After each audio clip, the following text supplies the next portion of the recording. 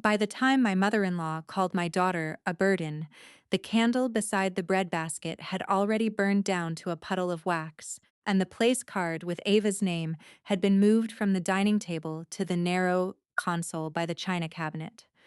I'm Claire Bennett. I was 36 that night, and that was the exact second I understood.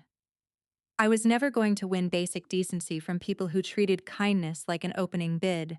Lorraine didn't even raise her voice when she said it. She lifted her wineglass, glanced at my husband, and told a room full of relatives that Daniel had been more generous than anyone appreciated, taking on a burden that wasn't his. My daughter was 9 years old, close enough to hear every word, with both hands wrapped around the silver fox charm on the zipper of her sketchbook. What made it worse was that nobody gasped right away. A few people looked down. One person cleared his throat. My husband said my name in that low warning tone people use when they want the injured person to protect everybody else. And the part that still chills me is this: that insult wasn't even the worst thing on that table. Because 2 seats down from Lorraine, a quiet guest with a black leather folder under his chair looked up and said 5 words that split the room in half. The deed says otherwise, Lorraine. If you know that the strongest revenge is not always a speech, not always exposure, not always getting the last word, but sometimes a door you never reopen, stay with me. This one took me a long time to understand, and even longer to survive. The dinner was on a Sunday in October, and if you had walked into my house an hour earlier, you would have thought it was the kind of family evening that looked good in holiday cards. The good plates were out. The linen napkins were pressed. I had made the rosemary chicken the way Daniel liked it, the one with lemon slices tucked beneath the skin, because his mother once said, in that careful way of hers, that dryness in a roast was a sign of poor breeding. The windows were cracked because the first cool front had finally come through Charlotte, and the curtains kept breathing inward, like the house itself was trying to stay calm. Ava had spent part of the afternoon drawing foxes in the back of her spelling notebook. She drew them when she was nervous, always the same way. Pointed face, oversized ears, curled tail, tiny black feet. She had started clipping a silver fox charm to her sketchbook zipper the year before, after I found it in a small stationery shop on Providence Road. For luck, I had told her. Foxes know how to leave quietly. She loved that. At 9, she thought leaving quietly was a superpower. At 36, I still hadn't learned it. By then, I should have known what kind of evening it was going to be. The warning signs were everywhere, and they weren't even subtle if you stood far enough back from your own wishful thinking. Lorraine had insisted the dinner happen at my house instead of hers, which already told me this was not about family warmth. It was about staging. Daniel had offered to handle the papers after dessert, which was the phrase he'd used 3 times that week, with the kind of false casualness people use when they think repeating something makes it seem normal. And there was the guest, Martin Sethi, a quiet estate attorney in his late 50s, gray at the temples, neat dark suit, soft voice, almost painfully polite. Daniel had told me Martin was coming to help streamline a few grown-up decisions. Grown-up decisions. That was Daniel's phrase when he wanted something that benefited him and required me not to react like a full human being. Don't make it emotional, Claire. He'd told me in the kitchen on Friday while scrolling through emails with his tie loosened and his sleeves rolled up to his forearms. This is exactly the kind of thing adults do all the time. Adults. Practical. Streamline. Protect the future. Their language had been sanding the humanity off my daughter for months. But to explain why one sentence at that dinner finished my marriage, I have to go back to all the smaller moments that came before it. Not the dramatic ones, the quiet ones. The kind that leave no bruise but still teach you where you rank. When I met Daniel, I had been a widow for 3 years. That word still felt too heavy and too formal for how my life had actually split. My first husband, Owen Collins, died on a wet Thursday in November when a delivery truck ran a red light near East Moorhead and hit the driver's side of his car hard enough to fold the door inward. Ava was 4. I was 31. We had been ordinary and tired and building our life in the kinds of small ways nobody writes down until they're gone. Blue sippy cups in the sink, a coupon folded inside a wallet, a half assembled bookshelf leaning against a wall. He left behind a life insurance policy through work, a small wrongful death settlement that took almost 2 years to finalize, and a child who spent 6 months asking whether dead meant until Saturday. You do not come out of that kind of grief stronger. That is one of the great lies people tell because they are uncomfortable with how ruin really works. You come out of it more alert, more exact, more aware of how fast love can be turned into paperwork. I learned how to read forms I had never wanted to see. Probate notices, insurance summaries, notarized statements, settlement letters, trust language, beneficiary designations, hospital billing adjustments. I had already been good with details before Owen died. I work in revenue cycle auditing for a pediatric hospital system, which means I spend my days reading what other people miss. But after he died, detail became its own form of oxygen. The house on Briar Glen wasn't some romantic dream Daniel rescued me into. I bought it 18 months after Owen died, using the condo proceeds, the settlement balance I had not put into Ava's education account, and a frightening amount of nerve. Purchase price $462,000. Down payment from my funds $186. 400. Closing date May 12. The deed from the beginning was in my name alone. Daniel knew all of that. He also knew, because I told him before our third date, that if a man entered my life, he entered mine and Ava's together or not at all. No slow cruelty. No. I love you, but your child is complicated.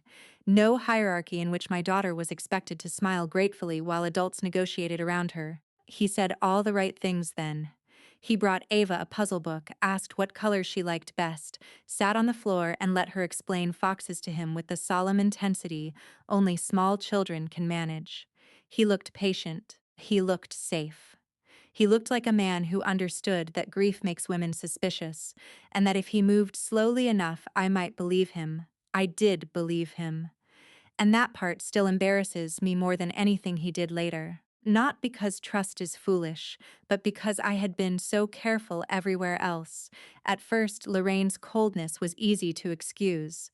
She was polished in the expensive Southern way that makes aggression look like etiquette. Her hair was always blown out. Her nails were neutral. She sent handwritten thank you notes on cream stationery, with her initials pressed into the corner. When she met Ava, she smiled and said, "Well, she's certainly attached to you." As if attachment between a mother and child was a slightly tacky hobby. Then she corrected Ava's grammar during dessert. Then she started introducing me to her friends as Daniel's wife and her little girl. Not granddaughter, not Ava, not family. Her little girl. The first Christmas after our wedding, she hung personalized knit stockings across her mantel for everyone at the annual Bennett brunch. Daniel, Lorraine, his sister Paige, Paige's two boys. Even the golden retriever had one that said Gus in red yarn. Ava got a plain white stocking from the drugstore with a barcode sticker still stuck to the back. Lorraine said she had run out of custom order time. "We're just being practical," Daniel said later in the car. When I told him it felt deliberate, that phrase became the soundtrack of the next 2 years.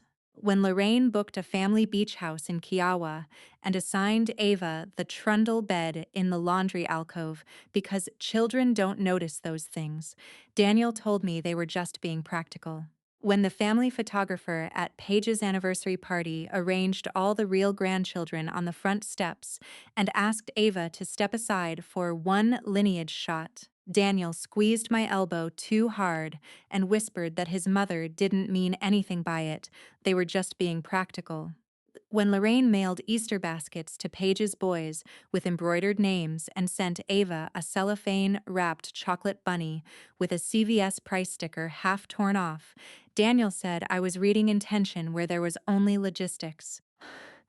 When Ava came home from Lorraine's after a Sunday visit and asked me what starter family meant, because Grandma Lorraine had laughed and called me Daniel's starter family before he had his proper future, Daniel said his mother had a dry sense of humor and I needed to stop looking for reasons to be wounded. If you have ever lived inside somebody else's version of your pain, you know how dangerous that becomes. You start revising your own instincts to stay married. You begin explaining away the thing that injured you before the other person even speaks. You become efficient at self-erasure. What made it easier for them to underestimate me was that I was quiet, not timid, not confused, just disciplined.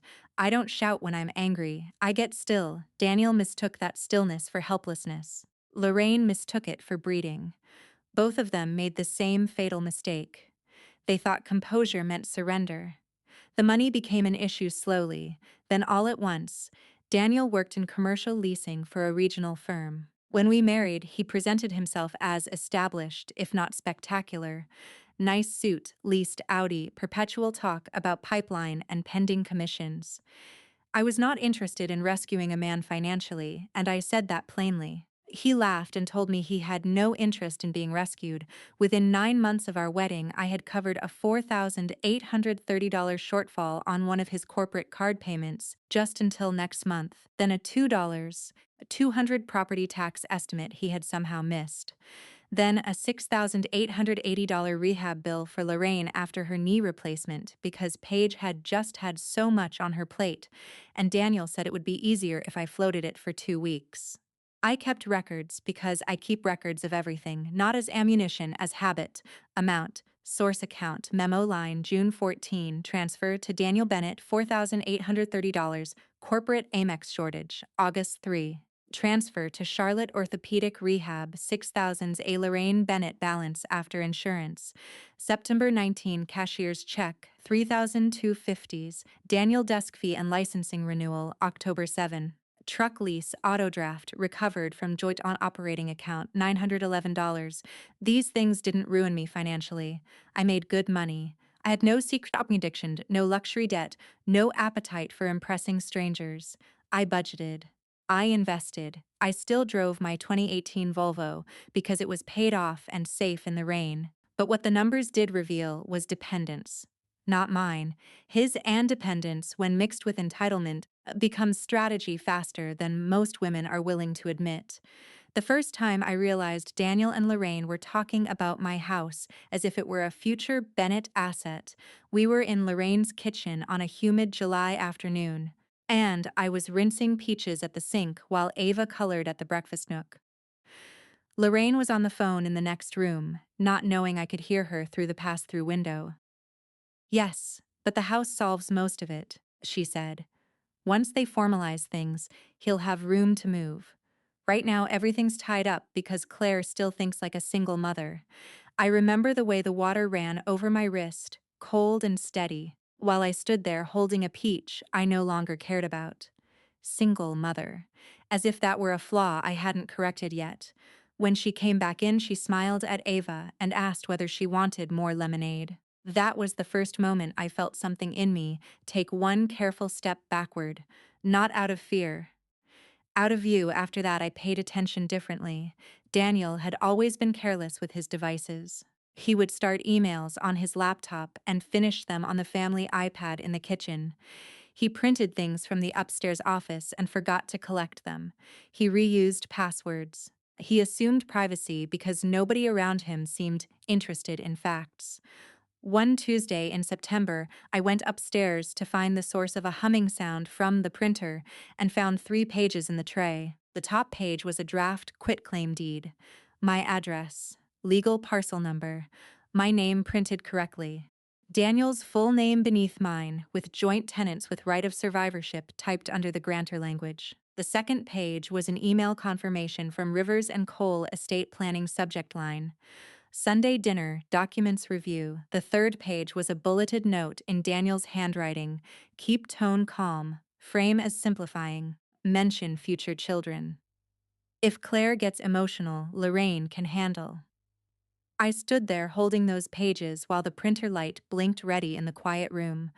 That was the moment I stopped hoping I was misreading them. And that was when I understood. This hadn't been planned over a bad week or one tense conversation. It had been building for months, not just the papers, the phrases, the exclusions, the rehearsal. the way Lorraine always used the word practical, when what she meant was useful to me, painful to you. I didn't confront Daniel that night. That surprises some people when I tell them. They want the movie version where I march downstairs with the pages in my hand and demand honesty across a granite island. But that was never going to be the version of me that survived this. Confrontation is only satisfying if the other person is capable of shame.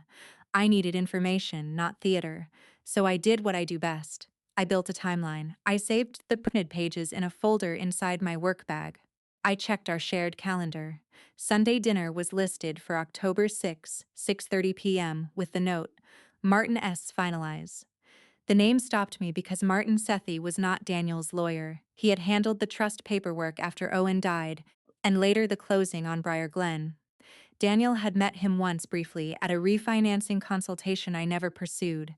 Somehow Daniel had contacted him, probably because my original property file was already in Martin's office, and Daniel assumed familiarity meant access. I called Martin from my car the next morning after dropping Ava at school. I answered on the second ring with his usual measured, "Claire, good morning." "Did my husband contact you about transferring my house?" I asked. There was a pause, not a guilty one, a professional one. He asked for a review of title and post-marital options. Martin said carefully, "I told him I would not proceed without speaking to you directly." I pulled into a parking space behind my office and sat there with the engine running. "Did he tell you I had agreed?" "He strongly implied you would. That part made me laugh, once, without humor." Martin did not gossip. He did not dramatize. He also did not sound surprised. That alone told me more than most people realize. Men like Daniel rarely invent this level of entitlement from nowhere. They practice it in rooms where other adults normalize them. I met Martin that Friday at 4:15 in his office on East Boulevard. Brown leather chairs, diplomas on the wall, a bowl of cinnamon candies no one ever took. I brought the printed deed draft, my original closing packet, the mortgage statement, and a yellow legal pad with dates written down in black ink. I also brought something I had not admitted to myself until I parked outside his office. I was there to protect Ava, not my marriage. That sounds obvious now. It did not then. Martin reviewed everything slowly. He was the kind of attorney you wanted in bad moments because he never rushed to sound brilliant. He just kept separating fact from feeling until you could breathe again. "Your house remains separate property as titled," he said. "But if you voluntarily transfer an interest or use it as collateral for joint obligations, you create complications, especially if you later need to defend intent. Can I move it into trust?" "Yes. I want occupancy protection for Ava if anything happens to me. I want it harder to touch. I want everything clean. We can do that." There are moments in a woman's life when relief feels almost insulting because it arrives too close to betrayal. That meeting was one of them. I should not have had to talk about protecting my child from my own husband. But the moment I realized I could, I did. Over the next 10 days, Martin and I moved quickly. Ava Collins Residence Trust irrevocable. I retained a lifetime right to occupy and maintain the property. The trust named Ava as beneficiary. The trust was funded with the house and a separate brokerage account I had built from the untouched portion of Owen's life insurance and monthly investment contributions. I changed the beneficiary designations on my retirement accounts. I removed Daniel as an authorized user from 2 of my cards, but left the joint household account open long enough to avoid tipping him off. I downloaded 3 years of statements. I saved screenshots of transfers. I printed emails. I requested my own copy of the home title history. The deed transfer to the trust recorded with Mecklenburg County on September 22 at 9:17 a. I still remember the exact timestamp because it felt like the first full breath I had taken in months. Then I kept going, because once you begin looking, you see more. There was an email Daniel sent Paige with the subject line, "Mom may need to push." In it, he wrote, "Claire trusts process. If she thinks it's about estate planning and stability, she'll sign."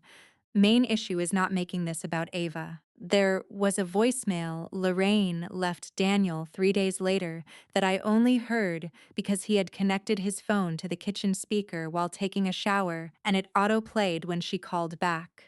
Don't let her derail this with guilt, Lorraine said. Men have to think ahead. She already came with a child and a house. The least she can do is make the burden useful. Useful, that was the word that finally sickened me. Not sad. Not hurt.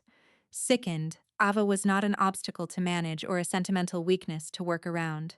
She was a child who lined up her crayons by shade, who still mispronounced cemetery, who left half-read books under her pillow because she liked waking up in the middle of stories. She was the only person in my life who had never asked me to become smaller so other people could stay comfortable. And they were discussing her like an accounting inconvenience. I saved the voicemail by recording it with my work phone and emailing it to a secure folder. I did not tell Daniel. I watched him more closely instead. This is the part people misunderstand about betrayal. They imagine you are blind until the proof appears. Most of the time, your body knows first. The proof just arrives later to rescue your mind from the exhausting labor of doubt. Daniel became almost cheerful in the days before the dinner. He brought flowers one Thursday, grocery store lilies. Still damp from the cooler, he offered to pick up Ava from school. He texted me a link to a listing in Dilworth and said, "See? Once we consolidate things, we could move up in 2 years. Consolidate, move up future." He kept speaking as if my life were a raw material waiting to be refined through him. The dinner itself was presented as a celebration. Daniel had recently been named to a more visible role at his firm, senior leasing director, which sounded grander than the raise actually was. And Lorraine wanted the family together to toast his next chapter. Paige and her husband Rob were coming. Daniel's uncle Warren and his wife Elise were coming. Martin would stop by after dessert, walk us through a few smart updates. Daniel said it all with that light managerial smile of his, the one he used when he wanted cooperation without discussion. I said yes to all of it. Not because I was playing some brilliant long game, because by then, I already knew what mattered and what didn't. I wasn't trying to save face. I was trying to end something cleanly enough that Ava would not spend the next 10 years breathing in its residue. The day before the dinner, Ava asked me if she had to wear the navy dress from Easter. "No," I said. "Wear whatever makes you feel like yourself." She chose a soft green sweater dress with tights and the little black shoes that clicked on hardwood. She clipped the silver fox charm to her sketchbook and tucked it under her arm before dinner. Because she liked drawing while adults talked, at 5:40, while I was slicing pears for the salad, Daniel came into the kitchen, loosened his collar, and kissed the side of my head.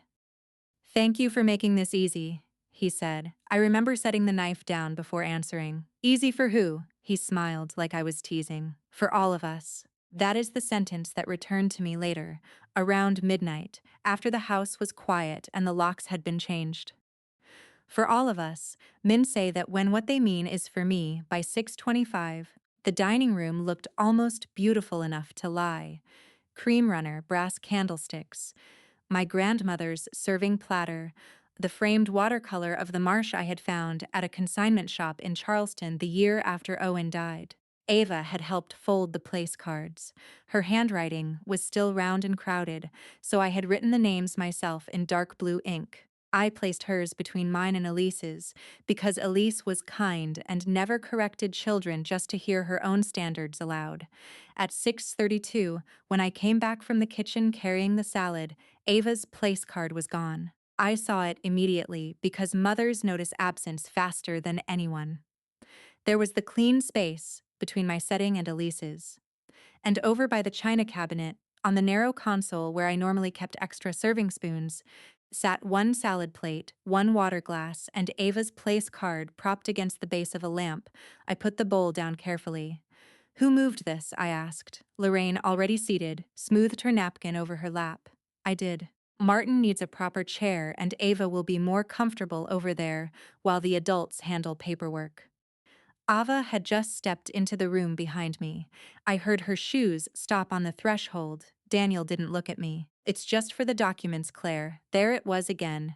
Just the card, just the stocking, just the lineage photo, just the burden, just the future. I picked up Ava's place card and moved it back to the table. Martin can sit at the end, I said. Lorraine exhaled through her nose. Must everything become a statement? No, I said. Only the things you keep repeating. Nobody answered that. Paige looked at her husband. Uncle Warren pretended to study the wine label. Martin arrived 3 minutes later, and if he noticed the tension in the room, he did not say so. He greeted everyone, placed his black leather folder under his chair at the far end of the table, and thanked me for having him. We sat. The first 15 minutes were almost absurd in their normalcy. Rosary chicken, green beans with almonds, Paige talking about a school fundraiser, Rob complaining about traffic around South Park, Uncle Warren telling an old story about a golf trip nobody under 60 cared about. Martin ate quietly. Ava drew a fox in the margin of her notebook and whispered to Elise about whether foxes lived in North Carolina. Elise whispered back that surely they must. If the story had ended there, I could have lived with it. What undid everything was how relaxed Lorraine became once she thought the room would protect her. She had her second glass of Sancerre before the chicken was cleared. She liked the performance of frankness after wine.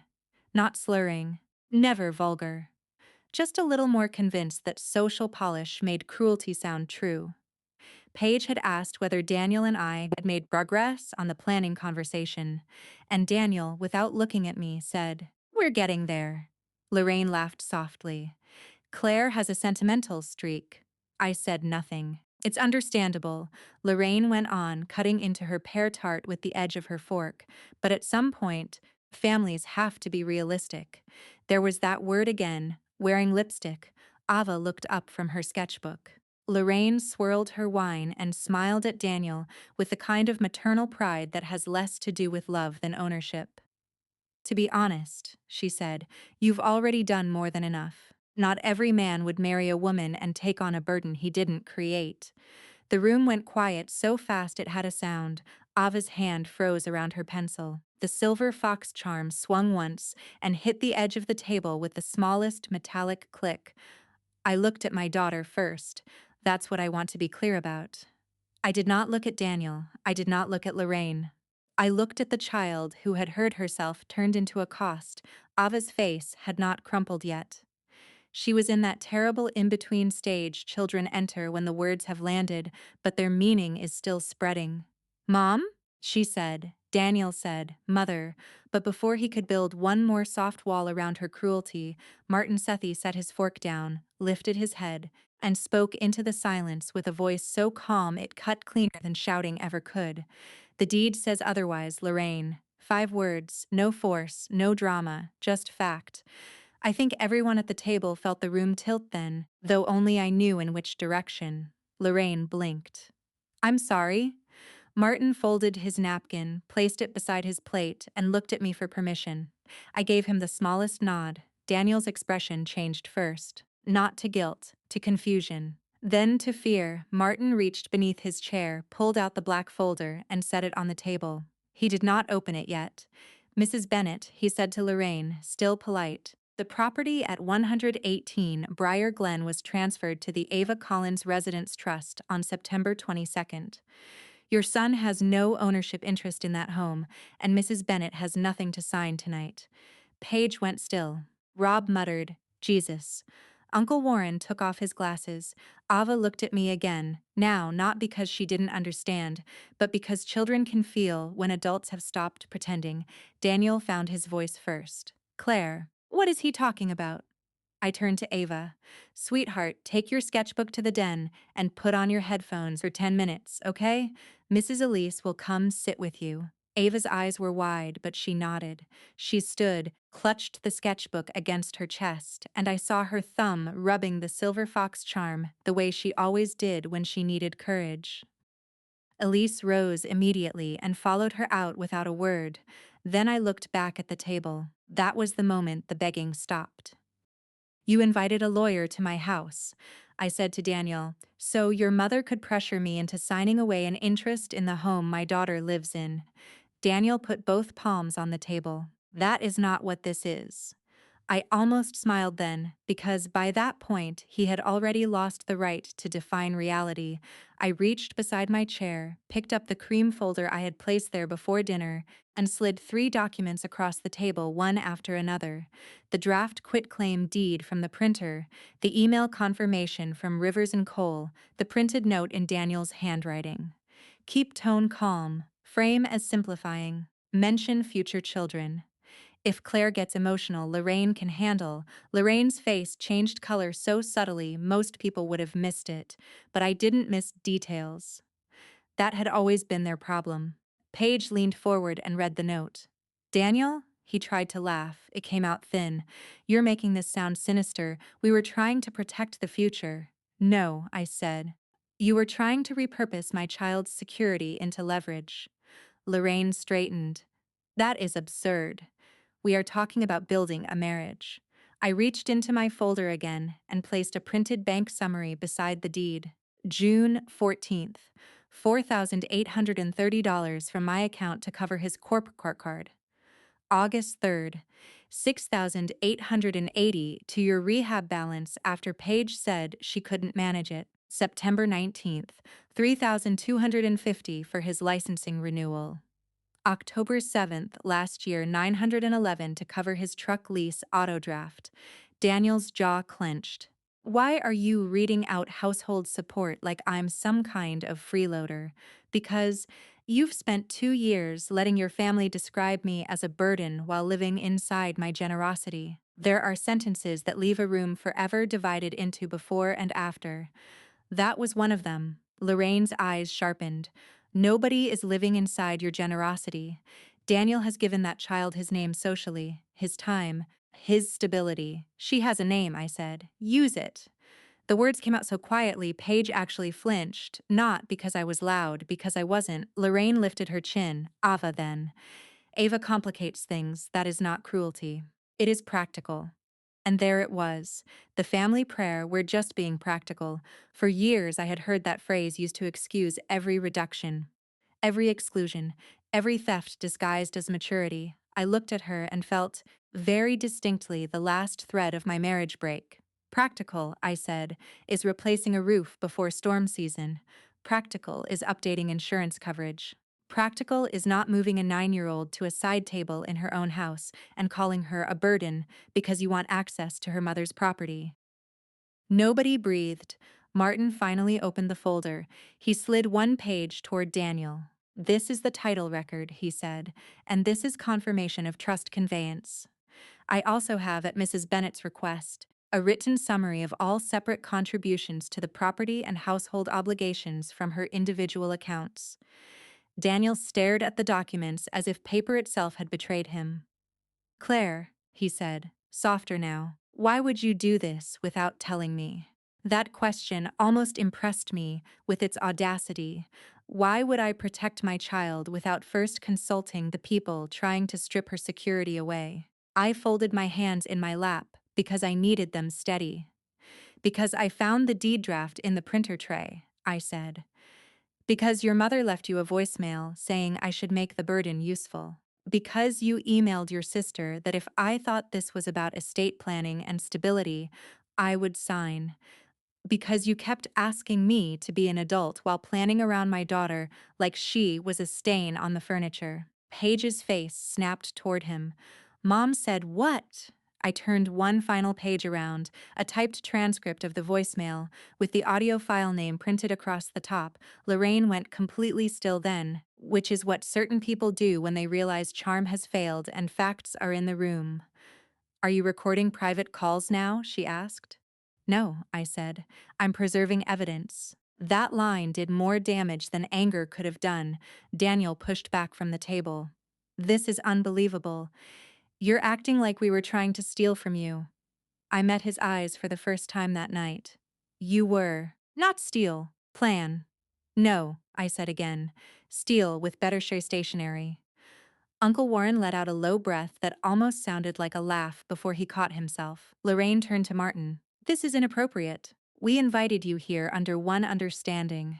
Martin did not even glance at her folder of indignation. You invited me assuming Mrs. Bennett consented. She did not. I represent her interests. That was the first time Daniel understood. He was not getting the evening back. He looked from Martin to me to the documents like a man who had spent his whole life assuming rooms would eventually return to his version of events. Claire, he said, lower now, urgent. Can we please not do this in front of everyone?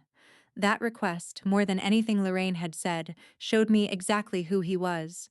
My daughter could be humiliated in front of everyone. My house could be maneuvered over in front of everyone. My dead husband's provision for our child could be discussed like negotiable material in front of everyone.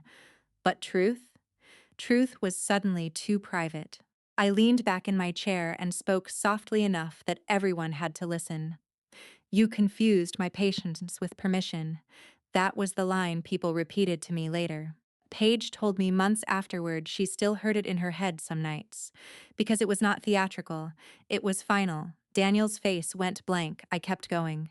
This dinner is over. My daughter will never again sit in a room where she is described as an inconvenience to be managed. You will take whatever you brought, leave my house tonight, and speak to me through counsel tomorrow. Lorraine actually laughed then, a short brittle sound. Counsel, Claire, don't be ridiculous, this is family. No, I said, family was the part you were offered. This is what you made instead. Claire, Daniel began. I held up one hand. No. Listen carefully because I'm only saying this once. I am not negotiating Ava's place in my life, my home, or my finances with anyone.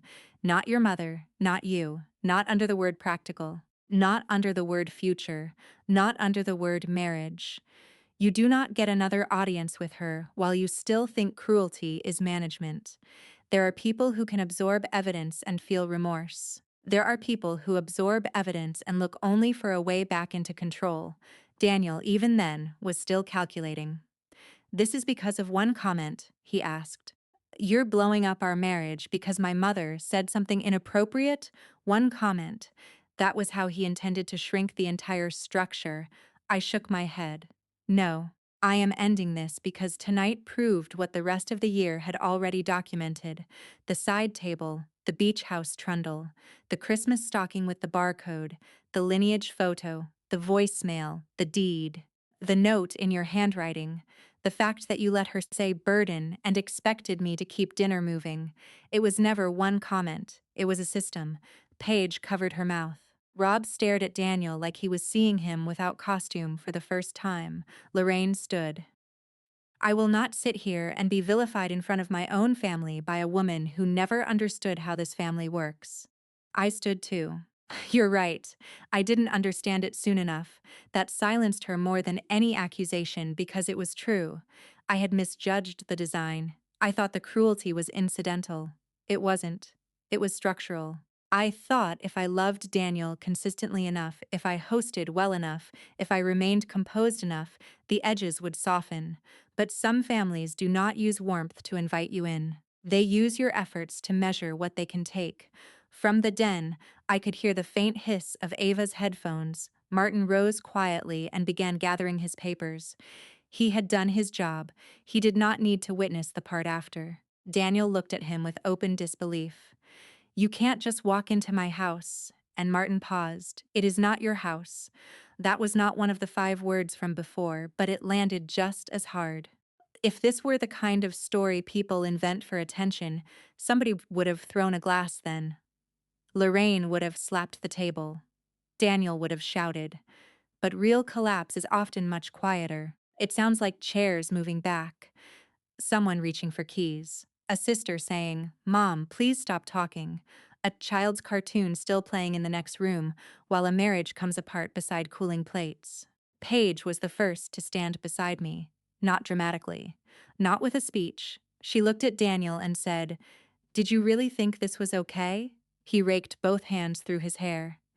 You don't understand the pressure I'm under. Rob spoke for the first time in 10 minutes. Then you should have asked for help instead of scheming against your wife. Lorraine snapped. Don't use that word. Rob looked at her. Then give me a cleaner one. Nobody had one. I walked to the den and found Ava on the couch, sketchbook open on her knees, headphones around her neck.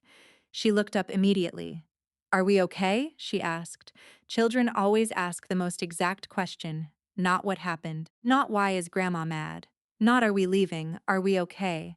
I sat beside her and smoothed her hair back from her forehead. "We are," I said, "and we're going to stay that way." She searched my face, then nodded with the grave acceptance children have when adults finally stop lying around them. "Did I do something wrong at dinner?" she asked. There are questions that divide your heart with surgical precision. That was one of them. I took the sketchbook from her lap and set it on the coffee table. The silver fox charm glinted under the lamp. "No," I said. "Someone else did." When we walked back into the dining room, Daniel had moved away from the table, and Lorraine was standing near the doorway with her purse, clutched under one arm like dignity could be zipped shut. I didn't make Ava stay there. That matters to me now. I didn't ask her to watch adults self-destruct for the sake of vindication. I told her to go upstairs, pack her overnight bag, and include the blue hoodie she liked, because the weather app said it would be cool by morning. "Are we going somewhere?" she asked. "For a little bit," I said. "Just to sleep easy tonight."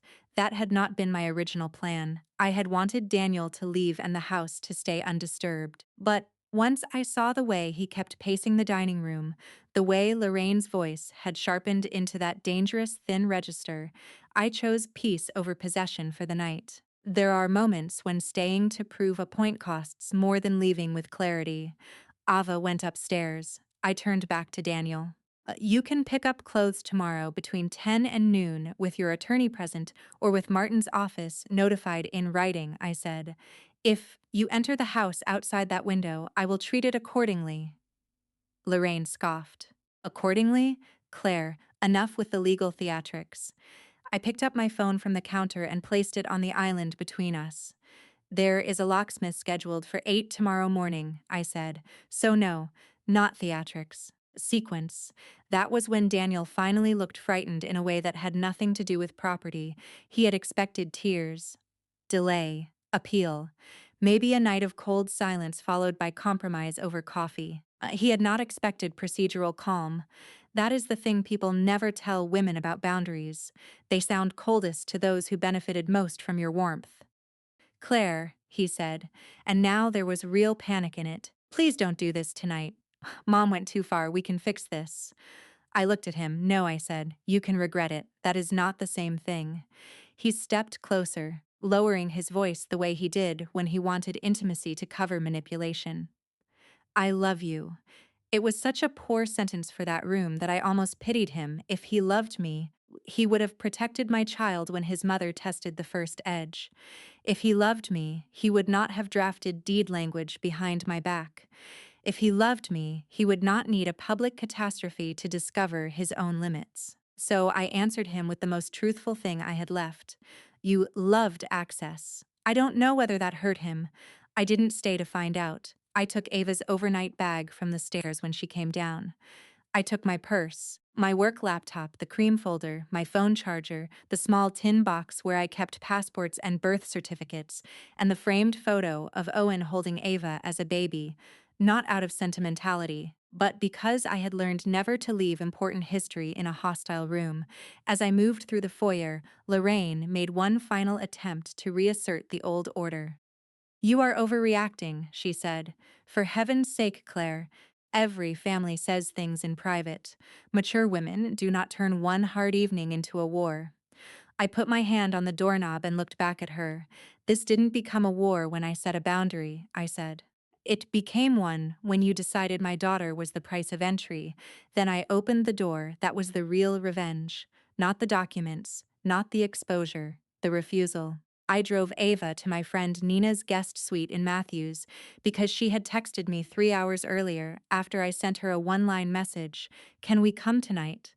with the code to her side gate and "Tell me nothing till morning." Her kindness saved us more than once in the months that followed. Ava fell asleep in Nina's spare room, still holding the silver fox charm in one fist. I sat on the floor beside the bed for a long time, listening to her breathe. and realized how exhausted I was from forming safety in rooms that had not earned it. At 11:48 p.m., Daniel texted, "Please answer. Mom was wrong. But this is insane." At 11:52 p.m., I never agreed with her wording. At 12:03 a.m., Martin had no right to blindside me. At 12:16 a.m., "Can we at least discuss the practical side before you make permanent decisions?" There it was. Even then, practical. I did not answer. At 12:41 a.m., Lorraine sent a message longer than some obituaries. She accused me of humiliating her in front of family, of baiting her, of involving outside professionals in a private matter, of punishing Daniel for trying to create equity within the marriage, and, most offensively, of teaching Ava to interpret adult conversation as rejection. I blocked her number before I finished the message. Then Paige called.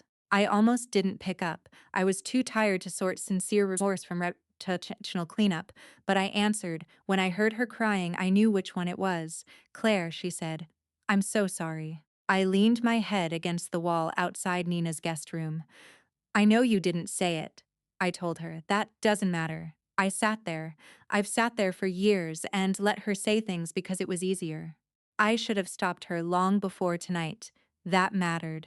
Not because it repaired anything, but because truth spoken by the right person can stop rot from becoming inheritance." Paige told me she had no idea about the deed. She told me Rob had already said he would not help Daniel with anything legal or financial after what he saw. She told me Lorraine was insisting I had planned the entire dinner to embarrass her. "She's going to call relatives." Paige said. "She can," I answered. "I have paperwork." There was a long silence, then Paige said the thing that finally made me cry. Ava looked so small when Mom said it. I hung up after that, because there are only so many ways you can hear your child described in the vocabulary of harm before your body revolts. Monday morning began with sequence just as I had promised. 8 a.m. Locksmith. New deadbolt, new keypad entry, garage code changed, patio door rekeyed 9:30 a.m., meeting with Martin, emergency filing strategy reviewed. Because Daniel had left voluntarily, we did not need to seek immediate removal. But Martin prepared a notice through council, formalizing temporary separation of residences and restricting access to the trust property, pending divorce proceedings. 10:15 a.m. Email from Daniel's new attorney requesting calm de-escalation. 10:22 a.m. Response from Martin attaching title record, trust conveyance, and a statement that no interest had ever been granted to Daniel in the residence. 11:40 a.m. Payroll update. Household auto drafts divided. Daniel's truck lease removed from my operating account. His cell phone line moved off my plan effective month end.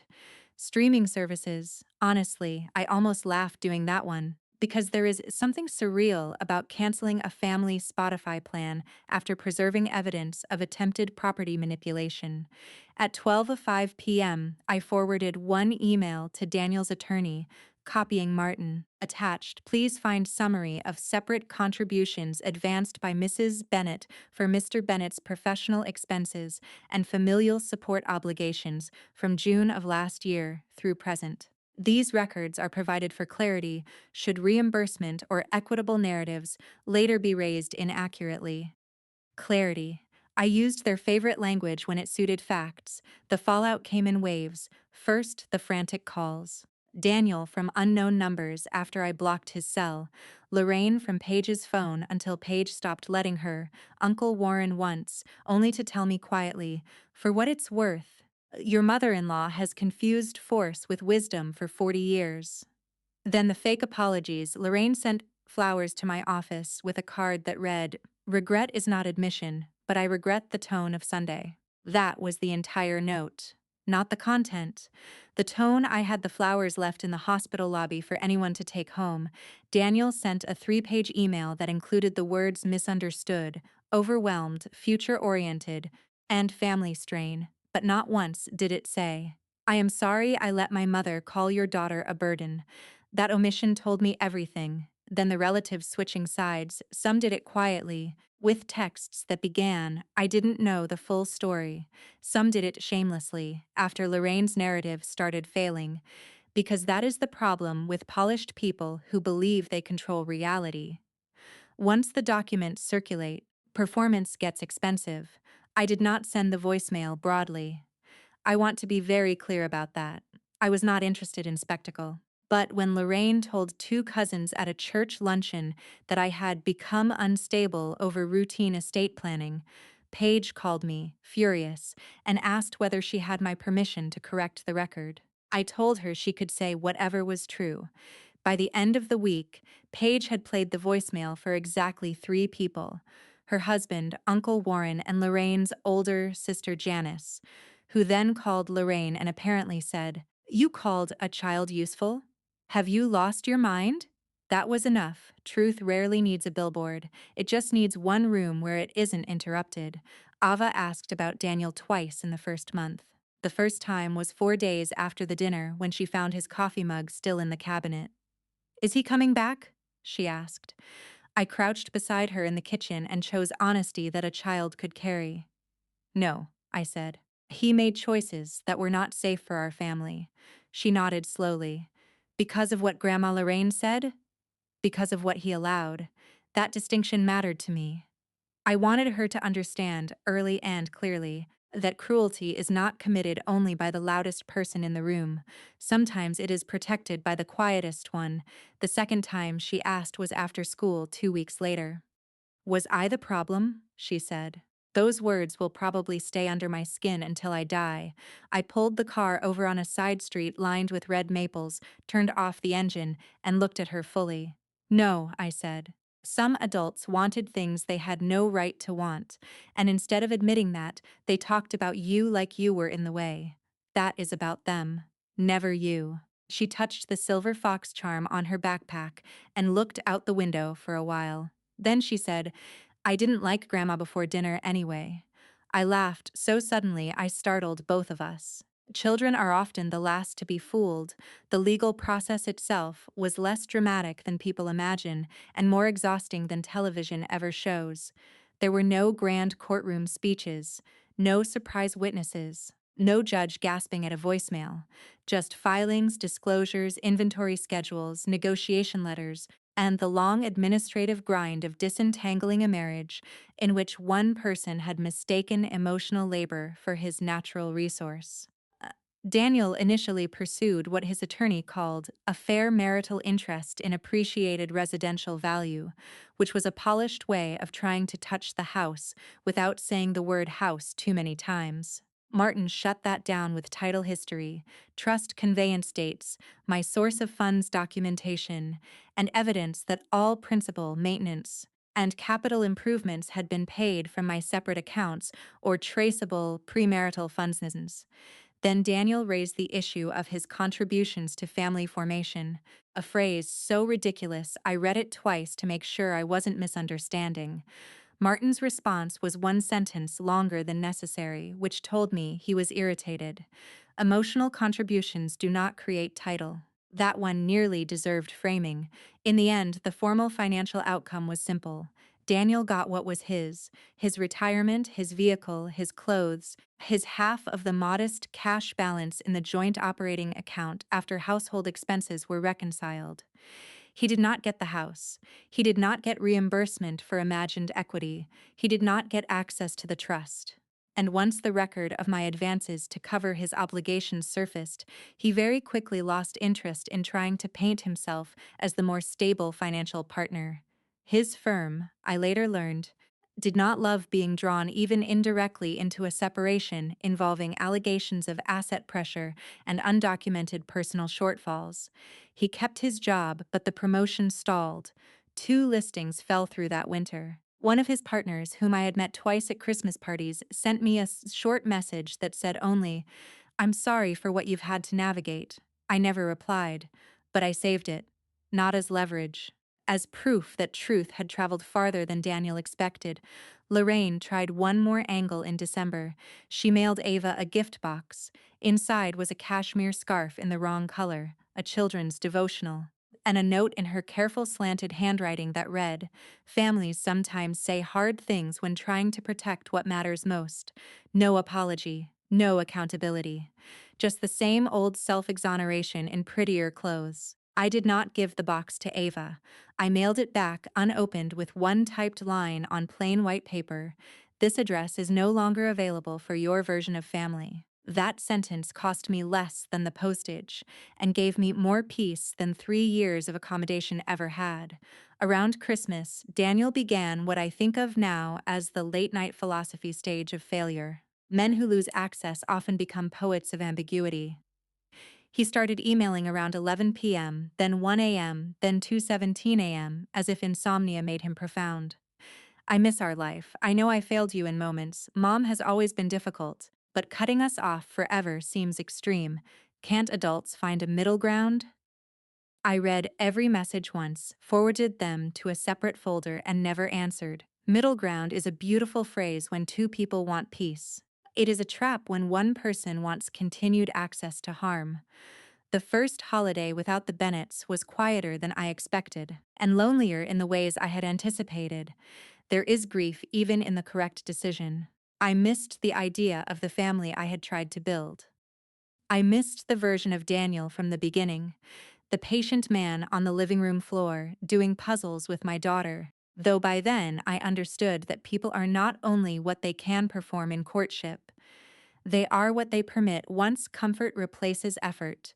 On Christmas Eve, Ava and I stayed home in fleece pajamas and made canned cinnamon rolls because the expensive bakery in Dilworth had sold out by 9. She scattered too much powdered sugar across the counter. I let her. We watched the old animated Grinch, and halfway through, she leaned against my shoulder and said, very casually, "It feels quieter now." It did. Quieter is not always sad. Sometimes quieter is what peace sounds like before you trust it. In January, the divorce moved into final drafting. By then, most of the emotion had been converted into paper, which is both comforting and terrible. There is something surreal about seeing the end of your marriage reduced to numbered paragraphs and signature blocks. Dissolution of marriage, separate property confirmed, no issue of the union, personal property division attached as Exhibit B.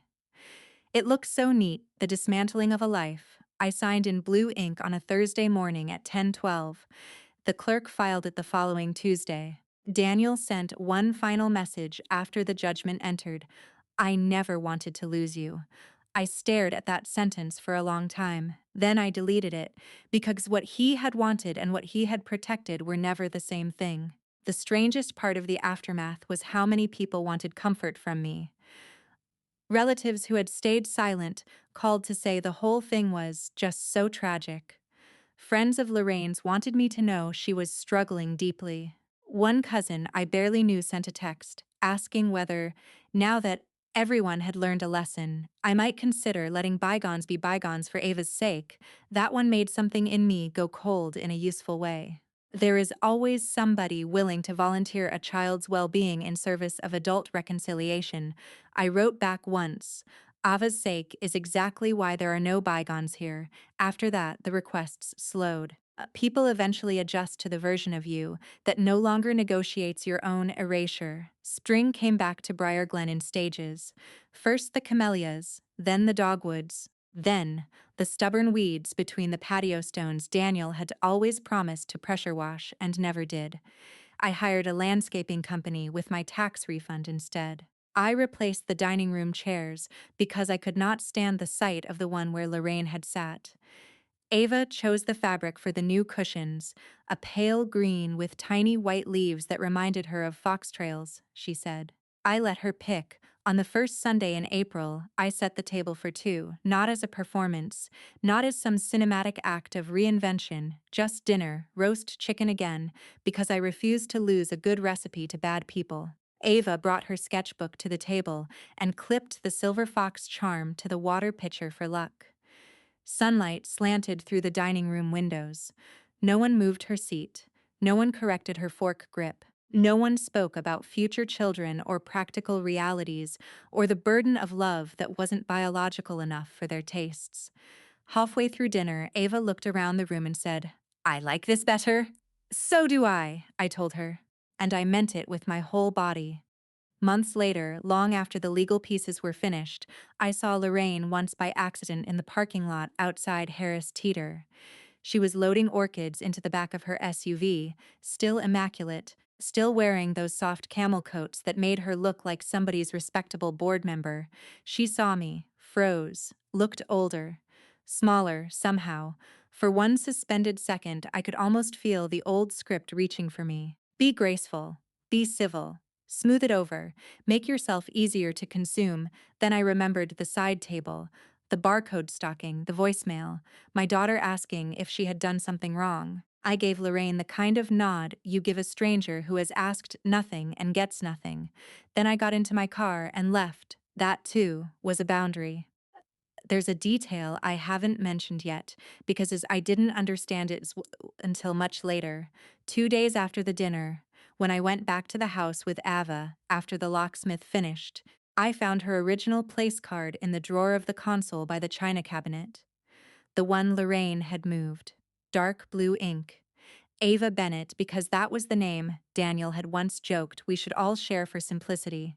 And because I had started writing it absent-mindedly before for stopping myself, and making a new card that said Ava Collins in full, the ruined first card was still there, slightly bent at one corner. I held it in my hand for a long time. That little mistake, that almost name, seemed to contain the entire marriage, the pressure to rename, reframe, absorb, simplify, make her easier to file, make her easier to claim, make her easier to erase. I threw the card away. Not angrily. Deliberately. Then I wrote her real name on a fresh card and slid it into the top drawer of the dining room sideboard where I keep candles and linen napkins. Not because I needed a reminder, but because some names deserve to remain exactly where they belong. The lesson people usually want from a story like mine is how to spot liars, or how to collect evidence, or whether you should secretly talk to a lawyer before confronting your spouse. And yes, paperwork matters, timing matters, facts matter. I would be lying if I said they didn't. Receipts kept me from being rewritten. Records kept my daughter housed. A clear title chain protected our future in ways tears never could. But the deepest lesson was smaller and harder. The real turning point did not happen when Martin spoke. It did not happen when the deed recorded. It did not happen when Daniel's attorney backed off the house. It happened the instant I saw Ava's face after Lorraine said burden and understood, without any comforting illusion left, that remaining available to people like that would teach my daughter the wrong thing about love.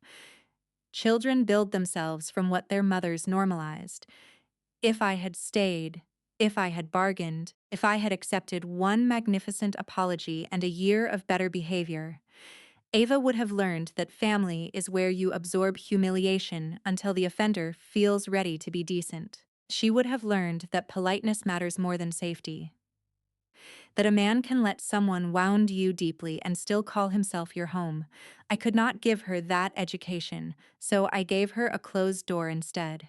And because life is quieter than fiction, peace did not arrive all at once. It came in plain clothes, it came in changed locks, in meals without tension, in a phone that no longer lit up with manipulative midnight essays, in Paige texting once every few months to ask about Ava's science fair and never once mentioning her mother, in a dining room that became a room again instead of a stage, in hearing my own thoughts at the kitchen sink without first translating them into something reasonable enough for someone else. Last month, Ava turned 11. She wanted a bookstore party with 6 friends, hot chocolate, and exactly one chocolate cake with white frosting and little foxes piped around the edge. We had it at a children's bookstore in Cotswold, with paper lanterns and stacks of new releases near the register. Nina came, Elise came, even Paige came for half an hour and brought Ava a field guide to North American mammals with a note inside that simply said, "For the brave fox girl." Ava smiled when she read it and tucked the note inside the cover. No Bennetts otherwise. No apologies. No scenes. At one point during the party, while the girls were running between shelves and arguing about whether mystery books were better than fantasy, Ava came over to me, slipped her hand into mine, and said, "I'm glad you heard her." I looked down at her. "Who? Grandma Lorraine," she said. "At dinner. I'm glad you heard it too. There are things children notice that adults spend years trying not to know. What she meant was this: I'm glad you didn't ask me to ignore it. I'm glad you didn't say she didn't mean it. I'm glad you chose me before they made me prove I was worth choosing. I squeezed her hand and said the only answer that mattered. Always. So, if you're listening to me right now from inside your own polished family disaster, your own careful marriage, your own dining room where somebody keeps asking you to be practical while carving pieces off your dignity, hear this clearly.